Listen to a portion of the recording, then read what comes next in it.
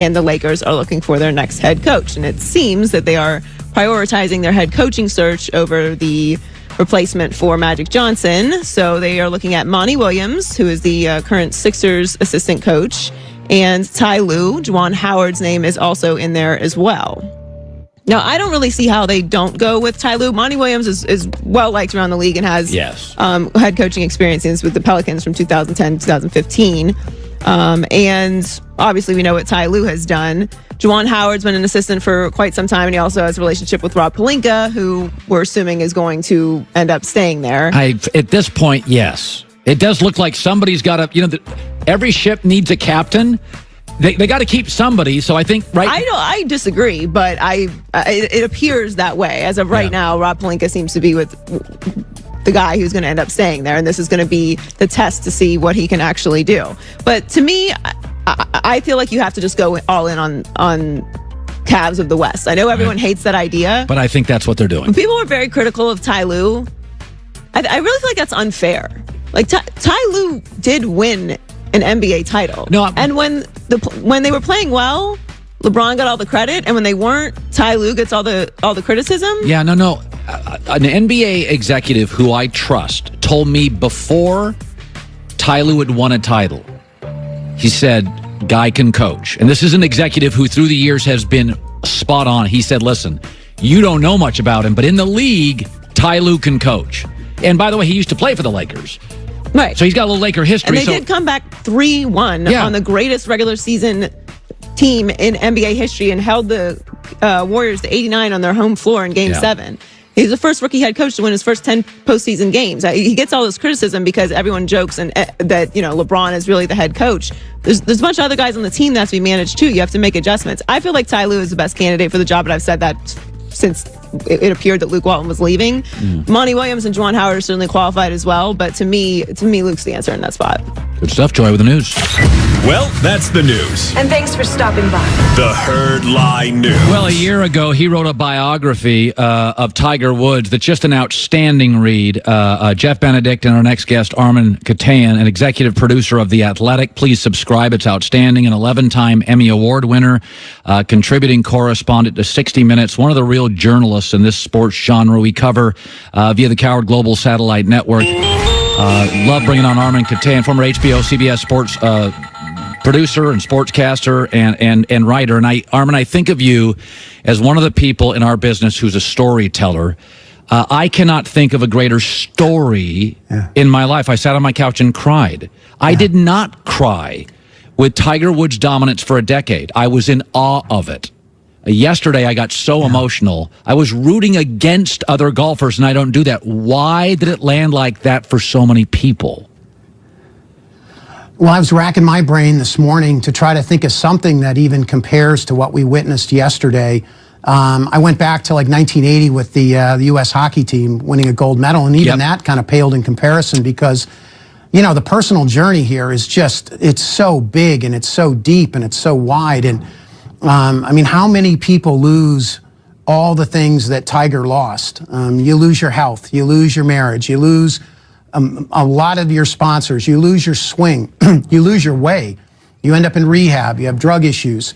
I was in that same position. I didn't leave the couch yesterday from 9:15 in the morning on Eastern Standard Time until 3 o'clock or 3:30 in the afternoon. And it was just, I think it's, we're watching a genius, but we're also watching a different Tiger Woods, which I think makes it even more compelling because he's more gracious, he's more appreciative, he's more human than he's ever been and engaged with fans and his fellow pros. And so we're rooting for the man now. We're not rooting for the machine. And you're absolutely right, Colin. He was like a Terminator, but there was no emotion. There was no attachment to him other than, watching greatness and watching a genius. But this, the hug afterwards with Charlie, I immediately, the words that came to the number that came to my head was 1997. I was like, oh my God, we're watching, the symmetry here is just overpowering.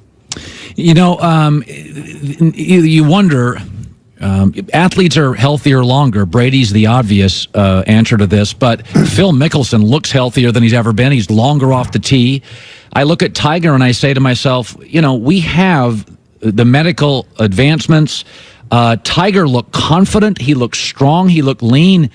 Is this a one-off for Armen? Are we going to get another 4, 5, 6 majors out of this? What's your takeaway on that, where he goes moving forward? Well, yeah, I mean, he looks as good as I've seen him look in the last 4 years. I mean, very fit, like you said, very lean. His game is in great shape. He putted beautifully yesterday under a lot of pressure. I mean, I wasn't a believer in anything past 14, but after the Tour Championship at East Lake, I started to have a little more belief in him. And then certainly yesterday, it was so much fun to watch. And I don't mean this in a negative way, but a lot of these guys have talked about what it would like to be in the cauldron with Tiger on a Sunday in a major. And then one after another, they felt the pressure, they fell to the pressure. And there was Tiger doing what he's always done, is make big shots in magnificent moments. And he's got the confidence now. He sent a message that he's healthier mentally, spiritually, physically than he's ever been. So I'm not going to say no to anything at this point in time, because at 43, he looks like he's, 33. I got some pushback yesterday because I said, I called him a couple years ago. Somebody on a show asked me about him. I said, he's a former golfer. He said, he had back fusion. Like, come on, give me a break. He's had like 9 surgeries. Emotionally, he couldn't get through a weekend. He couldn't play 4 great rounds. He quit tournaments. When you wrote the book on him, what was the low point? Was there a moment of time, a year? Oh, no question. What was the low point for Tiger? Well, it's amazing that it's not even 2 years ago. I mean, rock bottom for him was the DUI arrest in Florida, where he was on the side of the road. You didn't know where he was. He thought he was in California. He was in unrelenting pain. He was addicted to several kinds of powerful pain medication. There was a cocktail of 5 different drugs in his system when they found him on the side of the road. He couldn't really speak. He couldn't stand up. And then, you see that mugshot that it ricocheted all over the world. So if that's not the low point, I don't know what was. I mean, some people would have said it was 2009 with the fire hydrant. No way. The low point was there, and I think that's where he changed. He went to rehab again. I think he saw in the mirror a person he did not want to be, a father he did not want to be to his children, and it changed him. And fortunately, and as he has said, he didn't really care whether he was going to play golf again. He just wanted to be able to walk again. And the surgery, the 4th surgery, was the one that did the trick. Who knew how long and how well that surgery would take? But his children have been the motivating force for him, without question. And this isn't just me saying it. This is Tiger saying it time and time again. To come back. And as we ended, it was funny, Colin, we ended the hardcover book where we talked about what it was like for him, having played pretty well at Torrey Pines in early 18, that he wanted to be able to show Charlie and Sam what a living legend looks like, because they'd only seen these YouTube videos of him, and they frankly were getting a little tired of people telling them how great their dad was. But what we saw at East Lake, and then certainly what we saw yesterday, that was the living legend come to life in front of his children. I can't think of a more powerful moment. And then to top it off, you have all the fellow pros. Yes. Koepka. Yeah. They were all standing there. Ricky was there. They were all there. And the first thing out of their mouth wasn't like, oh, I lost the Masters. It was like they were so happy for Tiger. And what he means to the tour and what his redemption means personally for him, because they like him. Ricky said he's shown more gratitude. He's lost the tunnel vision. He's more appreciative. All those things I'd mentioned before, but it's not just me saying it from the outside. It's them saying it from the inside. 11-time Emmy Award winner Armen Keteyian, HBO, CBS sportscaster, executive producer now of The Athletic. Please, by the way, subscribe. It's fantastic.